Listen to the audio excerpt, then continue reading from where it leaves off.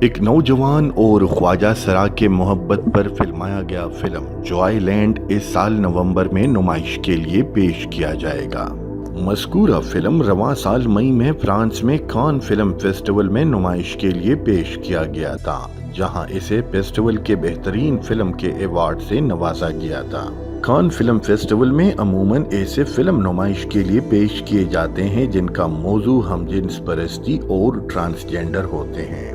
Joy land کو Toronto film festival میں بھی پیش کیا گیا تھا، جہاں اس کی خوب پذیرائی ہو چکی ہے۔ ذرائع کے مطابق اس فلم کے لیے فنڈنگ کینیڈا، فرانس اور ہندوستان سے ہوئی ہے۔ ہدایت کار سائم صادق نے اپنے ایک انسٹاگرام پوسٹ کے ذریعے اعلان کیا ہے کہ مذکورہ فلم نومبر میں پورے پاکستان میں نمائش کے لیے پیش کیا جا رہا ہے۔ انہوں نے بتایا کہ جوائے لینڈ کو کوسٹ فلم کے بینر تلے ریلیز کیا جائے گا۔ ہم ناظرین کو بتاتے جائیں کہ جوائے لینڈ کو ایک ایسے وقت میں پاکستان میں نمائش کے لیے پیش کیا جا رہا ہے جب پاکستانی پارلیمان میں خواجہ سراؤں سے متعلق متنازعہ بل پر بحث و مباحثے زور و شور سے جاری ہے۔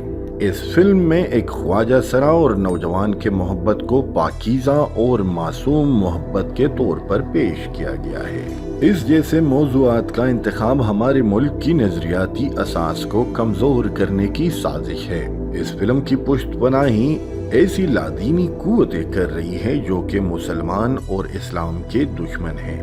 اسلام اور مسلمان کے نام پر بننے والے اسلامی جمہوریہ پاکستان میں اس فلم کی نمائش ان لاکھوں شہداء کے خون سے غداری ہوگی جنہوں نے اس ملک کے لیے اپنے خون کا نذرانہ دے کر آزادی حاصل کی۔